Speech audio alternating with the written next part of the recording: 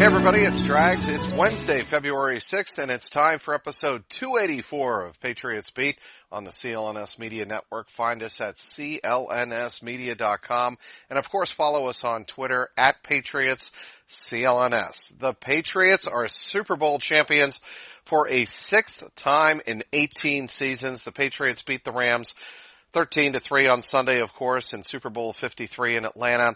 2 seats down from me in the press box in the Mercedes-Benz Stadium was Bill Burt, longtime columnist, reporter for the Lawrence Eagle Tribune, and a longtime friend of mine in Boston media. How are you, Bill?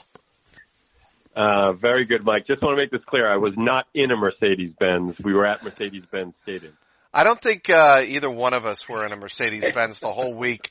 I don't think we had time. Well, we were certainly in, I'm sure, enough Ubers and Lyfts and rideshare services, but none of them were Mercedes, no. Yeah, I will say it's nice to be home. So, a great week, literally 8 days, and exciting days, very busy. I saw you working. You're a workhorse, one of the big workhorses in Boston media. I tried to keep up with you. It wasn't easy, but it was a long. I mean, people look. I don't want to belay. I don't want to act like I'm a plumber or anything. As no, said. I understand. But it is. It can be a grind. It's not. People ask the question, "Did you have fun?" And I could be a Belichick and say no. Or I could say, well, fun, man. Yeah, it was good, but it's more exciting and enthusiastic. There's a lot going on, but it's not really like, hey, can your son go? Can your wife go? It's not one of those business trips. So right, and that's the whole thing, Bill. I mean, when you're down there to cover the Super Bowl, it's Radio Row, it's all of the press conferences. They're 14-hour days, and I'll tell you what people don't appreciate about the Super Bowl is how you don't really eat that well. I mean, I don't think most people eat well. You know why? Because we as reporters and writers and columnists and what have you, when food is laid out in front of you for free and it's accessible, it's not always the best food to have, right? Right. And you're right. And besides us complaining and bitching and moaning about the Wi-Fi, which was awful in the media center, and I really don't understand why that would be for such a big event. The food was plentiful, but it's not what you want to set your diet to. But you know what? I don't think people want to hear us bitch and moan about the Wi-Fi or the food. I do have one question to ask you before we talk football. Did you fly through Pittsburgh to get back? Yes. Oh, my God. How did you know? Bill, yeah. Because it's all over Twitter. And I'm like, when I saw that picture of you staring into the camera from Pittsburgh International, I'm like, tell me you didn't fly through Pittsburgh to get back home. So it was a problem. And in fact, I explained it in this awful 2-minute video. My son was embarrassed by it, by the way. And but the point was, yes, the flight was made, and I didn't realize that I was going through Pittsburgh. I thought it was direct. Don't ask me why I thought that, but I thought it was. And I realized as I was leaving that it wasn't, and had a battle because there was a standby seat open. They wouldn't give it to me because I didn't buy a direct flight to Boston. Long story. So, but I'm home with my cold, by the way. So me as well. I've got a bad head cold. I do as well, Bill. Yep. It was. Yeah, here's how we got that. It was 22 degrees on Tuesday and Wednesday nights in Atlanta. Then it started to gradually warm up, and then it got really nice on Friday and Saturday, and Sunday was really good too. But people were not ready for the temperature change, and our rooms were all over the place in terms of the heat and whatnot. But anyway, you wrote after the Super Bowl, the real MVP of Super Bowl 53 was Bill Belichick. And why? Not Julian Edelman. Explain. So they have to give an MVP to a player, and I slightly gave the edge to Edelman based on a couple of things. One, I do want to talk about him because he basically started really the Patriots had control of the game from the start. Couple of big things that happened. Patriots commit the turnover. Brady throws the interception, right, and 3 and out on the next right away. That was huge. The message was sent. Okay, Patriots defense might be as good as they were in the first half of the Kansas City game. So what happened was the Patriots took control of the game. They owned field position, which is not a really sexy topic to talk about. But in games usually played in bad weather, or the Super Bowl, which was played in 70-degree perfect conditions, it was the key. It's something we all want to talk about. But that was Edelman. Edelman had the big first half, 7 catches, and I think he only had 3 in the second half. So, and on the touchdown, I think he had 1 13-yard catch. The touchdown, the touchdown drive they scored. So my point is, I do believe he was the best single performer statistically, and he did carry. The Patriots took control of the game, and he was a key element to that, besides the defense. On the defensive end, you could argue the defense was the MVP of the team. But, we like the 3 sacks. We like the 2 interceptions, and there was no one like that. So they gave it to Edelman. But I'm going to go back to the reason I wrote the column. This was an incredibly coached year. Not only coached, but he's also, director of football operations by Belichick. And correct. I believe, go back to the day we left Minneapolis, which was, the worst weather conditions we've ever been in.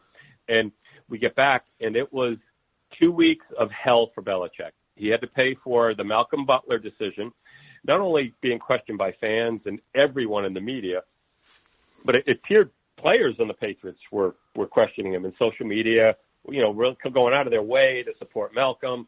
And so it was a really tough couple days, 2 weeks. Then there was the dinner meeting between Belichick and Kraft at Davio's with the tapes there, the bad view of them sitting down. And it was sort of embarrassing. And it came to the point where you wondered if he just had lost control of the team. Let's be honest. You probably thought it. I thought it. And I'm one of the biggest proponents of Bill Belichick and what he's done. I was there the first day he was hired. He did a press conference for like 6 writers. I was at that. And, I was there 5-11. They lost, remember, I think it was 10 games that year by 8 points or less.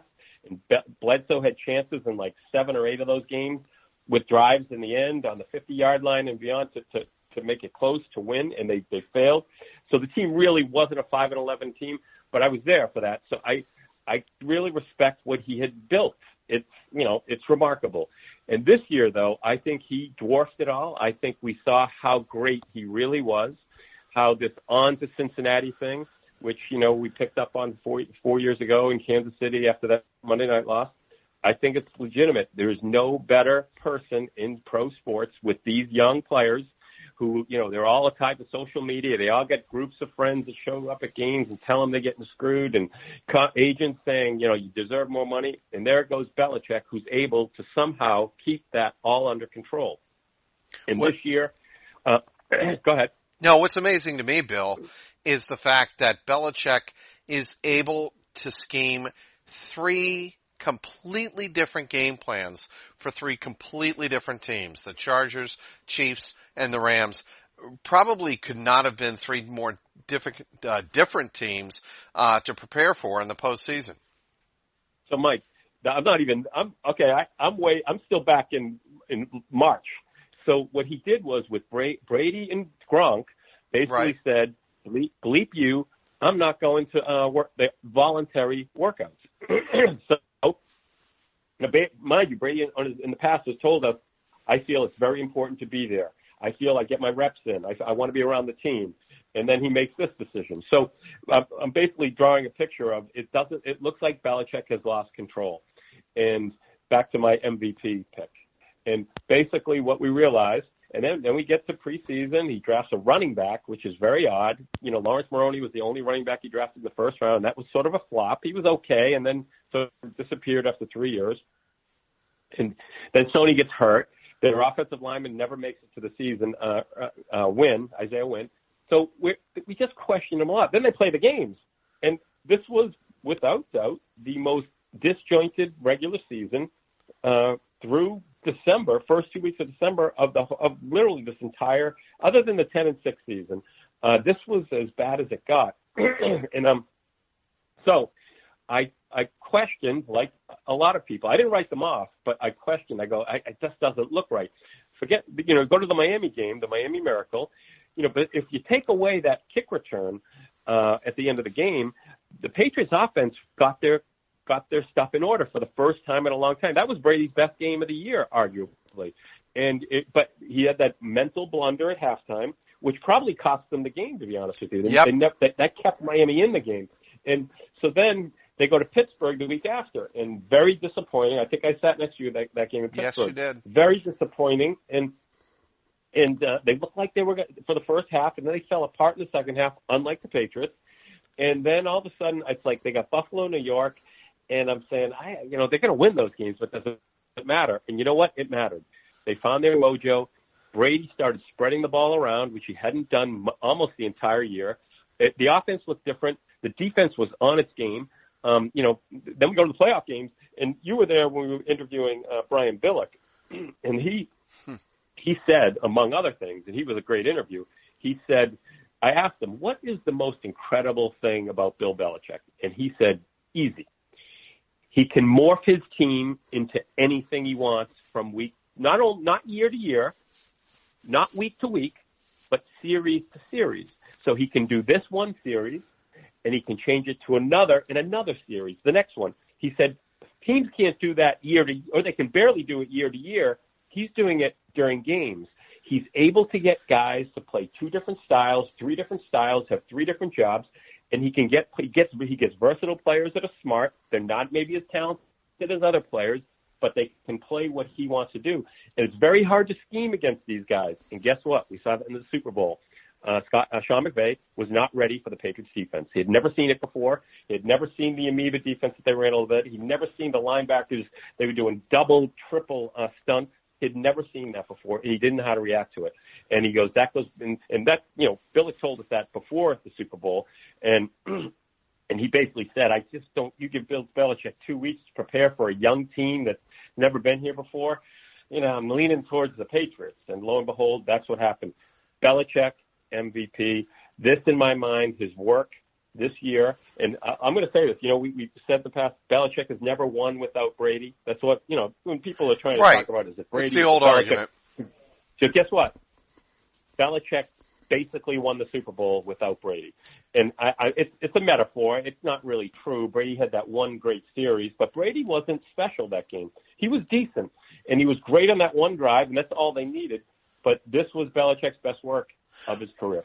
I would agree with you for the length of the season. Absolutely the best work of his career. But for the game, as much as I love Belichick, I think he knew going into that game he had the complete flush, the royal flush over the Rams because the Rams had Jared Goff as their quarterback. And I think he took one look or a couple of looks, more accurately, at Jared Goff on film, and he said, there's no way this quarterback's beating us. Absolutely no way. Not without a running game.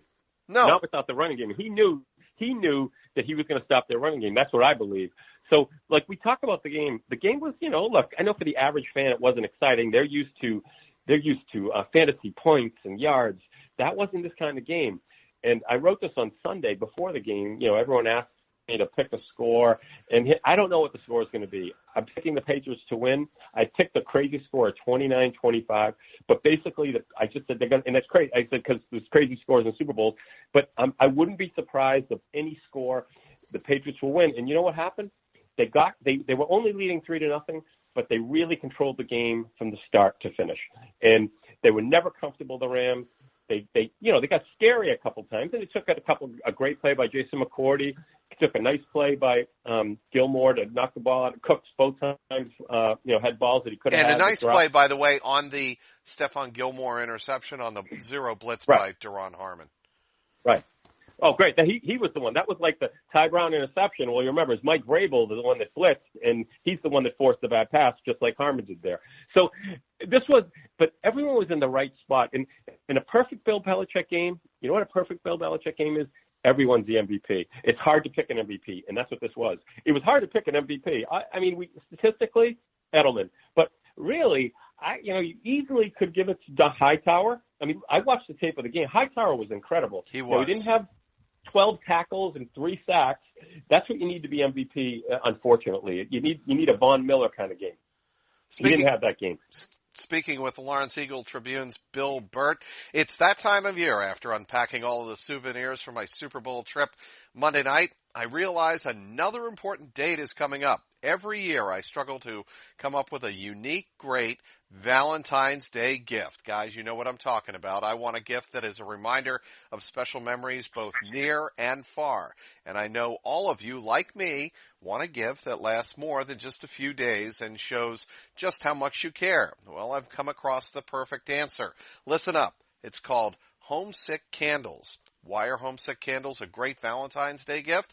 They are thoughtful and personal, not just picked off a shelf. Homesick candles show you that you thought about the individual. There's an emotional connection as well.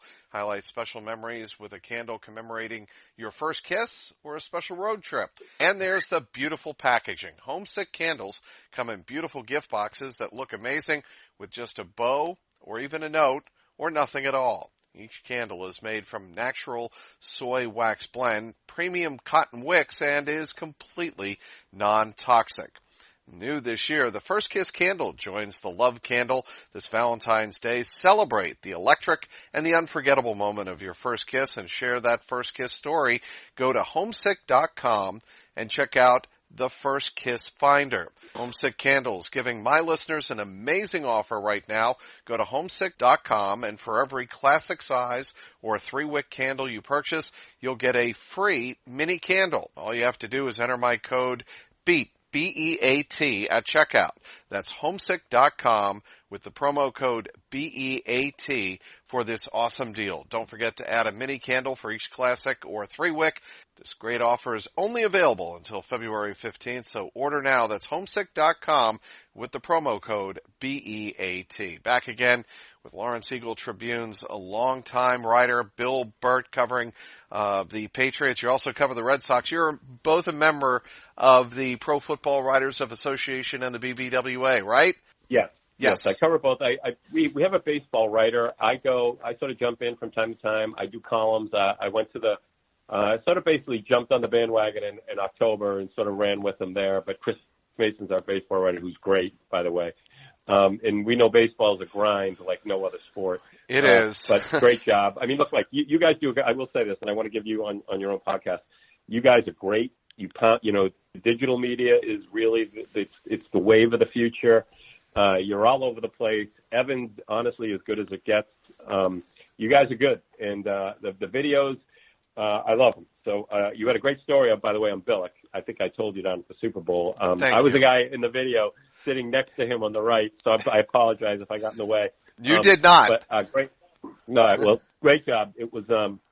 You guys are the wave of the future, so keep up the good work. Really like you guys. I really appreciate that, Bill, very, very much. And before I get back to football, want to ask you about your son, Max, how he's doing playing pro baseball now after a terrific career at Northeastern.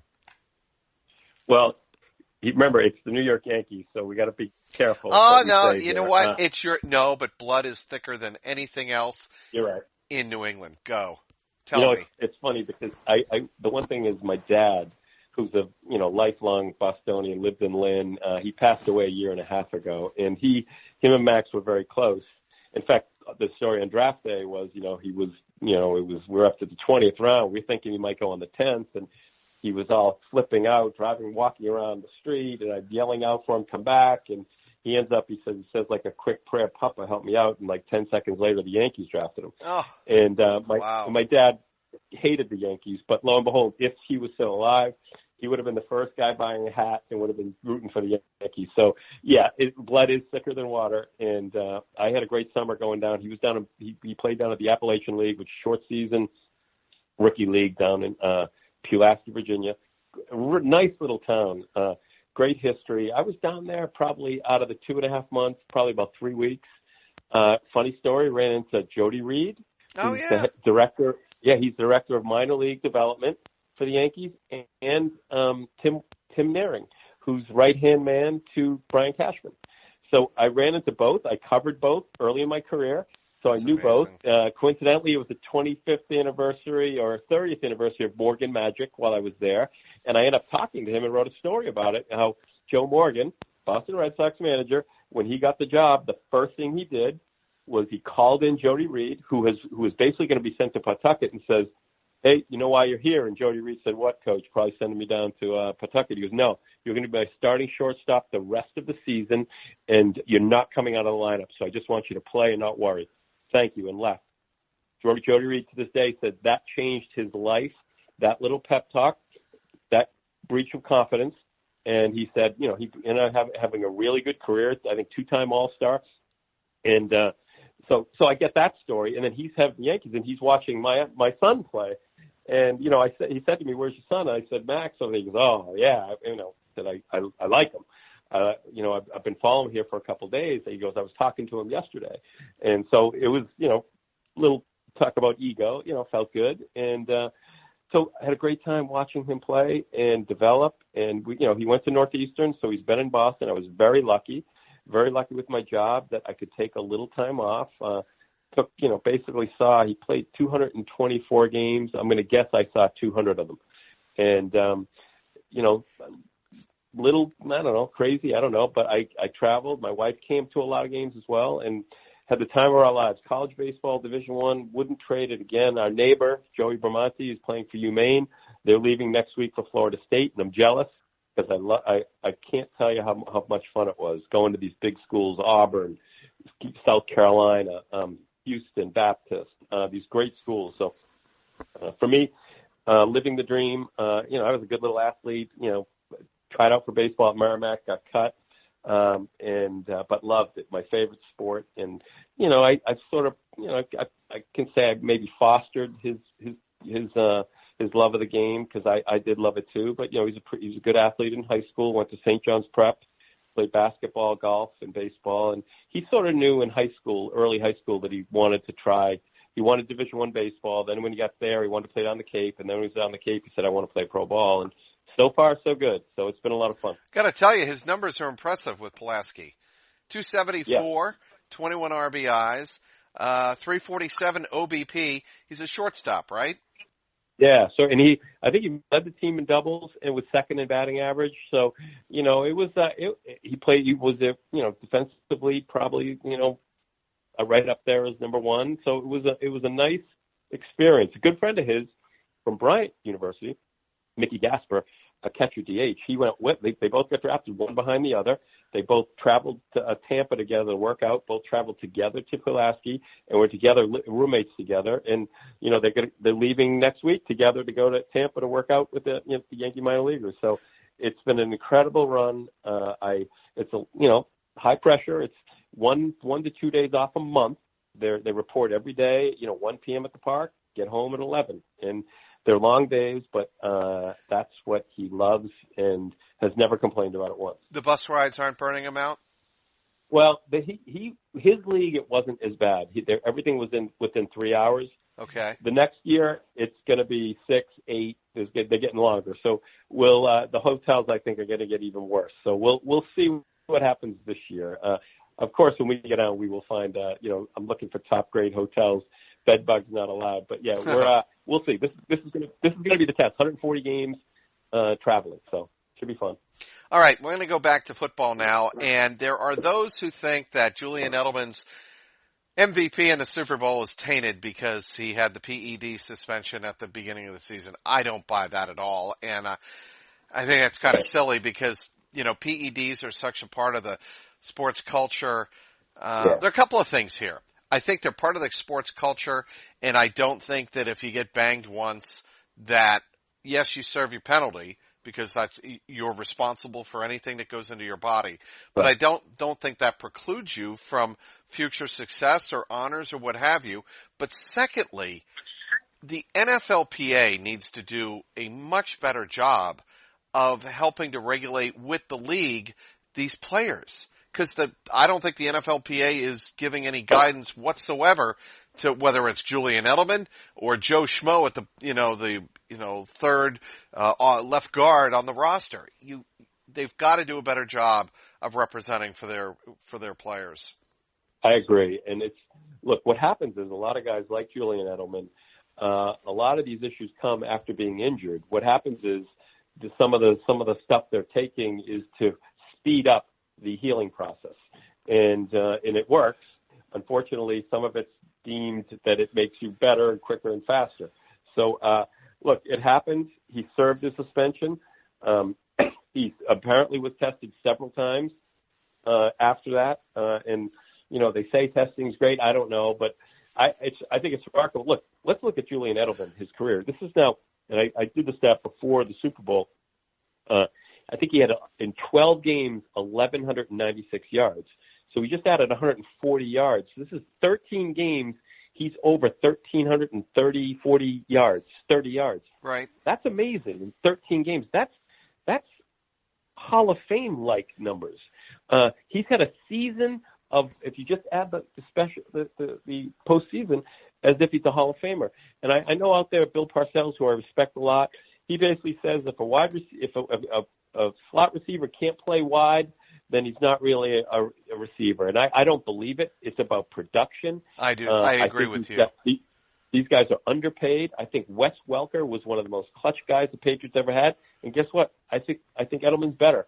And I don't know if he's technically a better receiver, but he's had more big plays than Welker had. And look at the 3 Super Bowls. The last 3 Super Bowls they've won. Edelman played a major role in all 3. I don't want to say could have been MVP, but he was incredible in the stretch run with Seattle. He was incredible the stretch run against Atlanta, and look at what he did Kansas City game. Forget the Super Bowl. He's in my mind, he's an all-time great. We say this especially in sports nowadays. It's about winning. And I'm not saying if you haven't won a World Series or you precludes you from being a Hall of Famer, but if you have, you've got to give him extra points. And he gets open. That's all I know. If you want to stop him, put a good cornerback on him. And they've tried, and it doesn't work. The Rams tried 3 different corners on him. None of them worked. Nope. And the key to him was he won the game for the Patriots early, I think, and he got the momentum on their side, and that's why he won MVP. Did he deserve it? It was a close call. I give it to him in a close call, but I'm happy for him. He deserves it. He has not made a ton of money over his career. I think it's like 20-something, 24, 5 million. For what he's done for this team, this franchise, he's underpaid. I think he's on his way to the Hall of Fame. What do you think? Yep, I do too.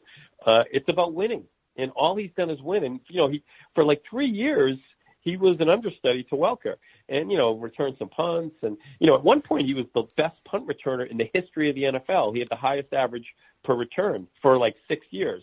Right. And it's gone down a little bit. This is a winner, man. This is a winner. And I was talking to Bill O'Brien recently, and he basically said this guy could have played safety in the NFL. He could have been a great safety. He could have played a couple, they might have put him at running back, his speed, because he has special quickness. And that's why one of the key things that he did, the reason why the Patriots liked him was his shuttle run, he broke the record for the year, better than all. He didn't get invited to the combine. His shuttle run was the best shuttle run of anybody. So it just tells you he is an athletic kid. He's tough as nails, and I want him on my team in a big game, period. So if you ask me, he's a Hall of Famer. So you mentioned Bill Belichick earlier in this podcast.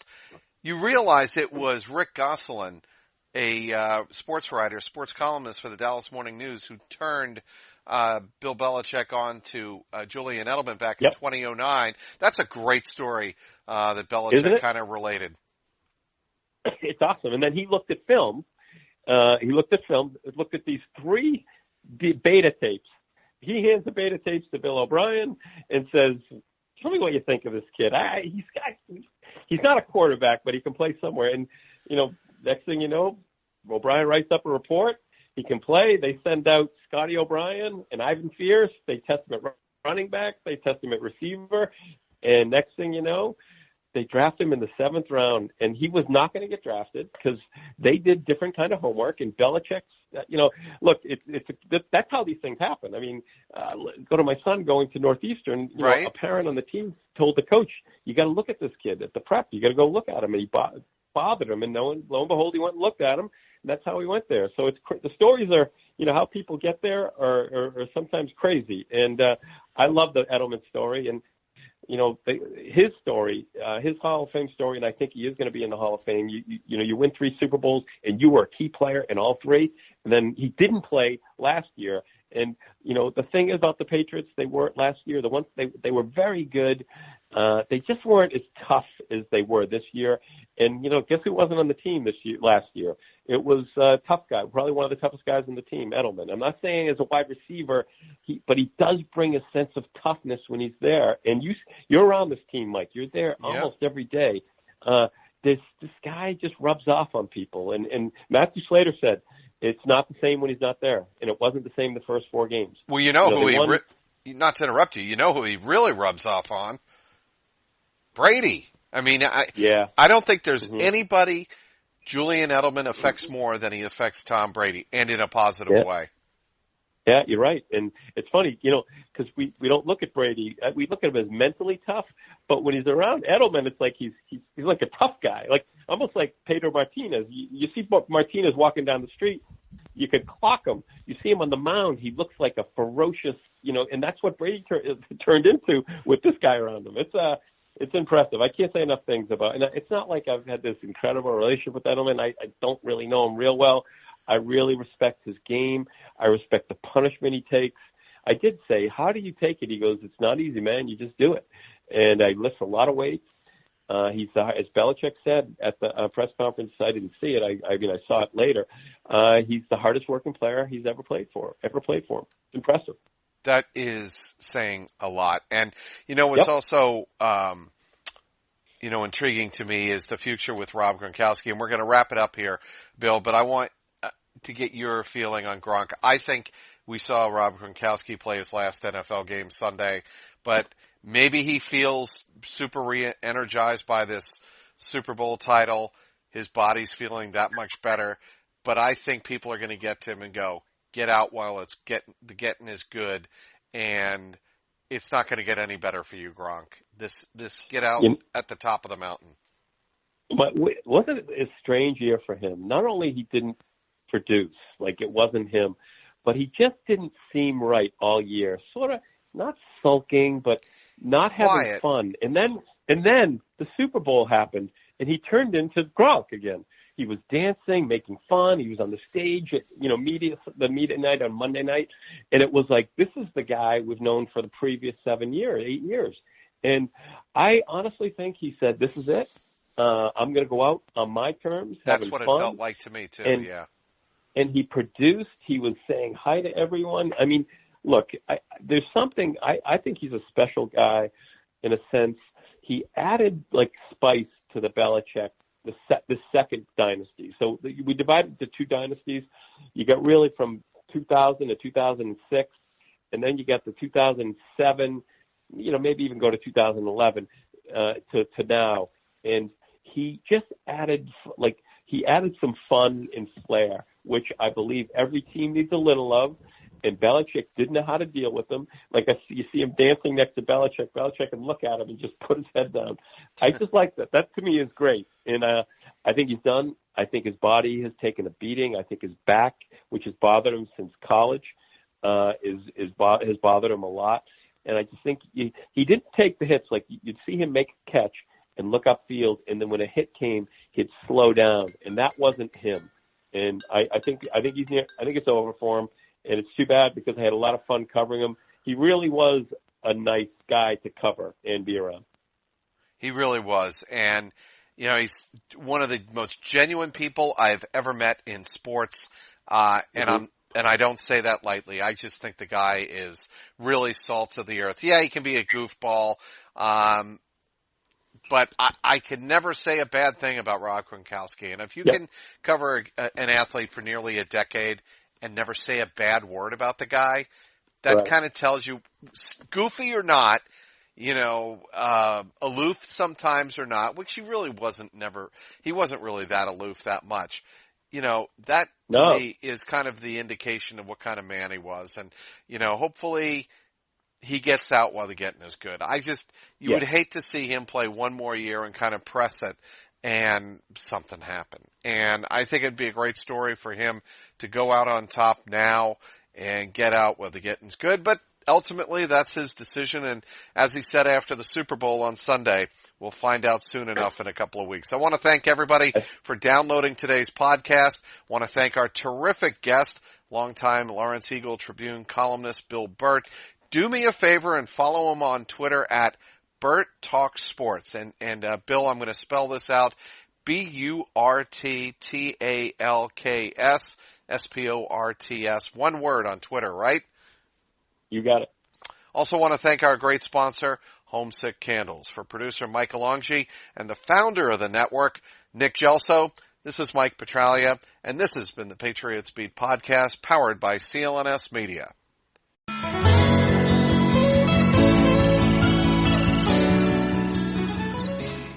Hello, I'm Dan Lothian, host of the Behind the Media podcast on the CLNS Media Network. Along with Jimmy Young, we dive into the biggest media headlines each week with honest, informed, and sometimes irreverent perspectives. It's not all serious. We deliver information and entertainment. As we like to say on Behind the Media, we find the interesting in media so you don't have to go searching for it. Listen to our podcast and get prepped for the next trip to the water cooler. Subscribe to Behind the Media wherever you get your podcast, or find us on www.clnsmedia.com.